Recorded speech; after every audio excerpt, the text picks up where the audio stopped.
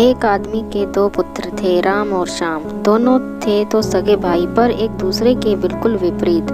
जहाँ राम बहुत कंजूस था, वहीं श्याम को फिजूल खर्ची की आदत थी। दोनों की पत्नियां भी उनकी इस आदत से परेशान थी। घर वालों ने दोनों को समझाने के बहुत प्रयास किए, पर ना राम अपनी कंजूसी छोड़ता और ना ही श्याम अपनी फिजूल खर्ची से बाज आता। एक बार गांव के करीब ही एक सिद्ध महात्मा का आगमन हुआ।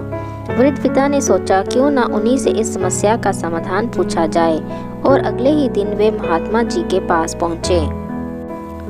महात्मा जी ने ध्यान पूर्वक उनकी बातें सुनी और अगले दिन दोनों पुत्रों को लेकर आने को कहा। पिताजी तय समय पर पुत्रों को लेकर पहुंच गए।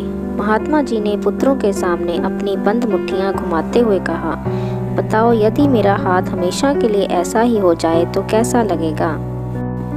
पुत्र बोले, ऐसे में तो ऐसा लगेगा जैसे कि आपको कोढ़ हो। अच्छा, अगर मेरे हाथ हमेशा के लिए ऐसे हो जाएं तो कैसा लगेगा? महात्मा जी ने अपनी फैली हथेलियां दिखाते हुए पूछा। जी, तब भी यही लगेगा कि आपको कोढ़ है, पुत्र बोले।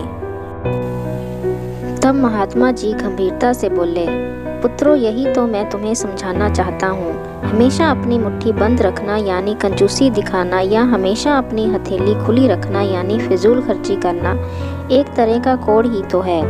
हमेशा मुट्ठी बंद रखने वाला धनवान होते हुए भी निर्धन ही रहता है, और हमेशा मुट्ठी खुली रखने वाला चाहे कितना भी धनवान हो, उसे निर्धन बनते समय नहीं लगता। सही व्यवहार है कि कभी मुट्ठी बंद रहे तो कभी खुली, तभी जीवन का संतुलन बना रहता है। पुत्र महात्मा जी की बात समझ चुके थे। अब उन्होंने मन ही मन सोच समझ कर ही खर्च करने का निश्चय किया।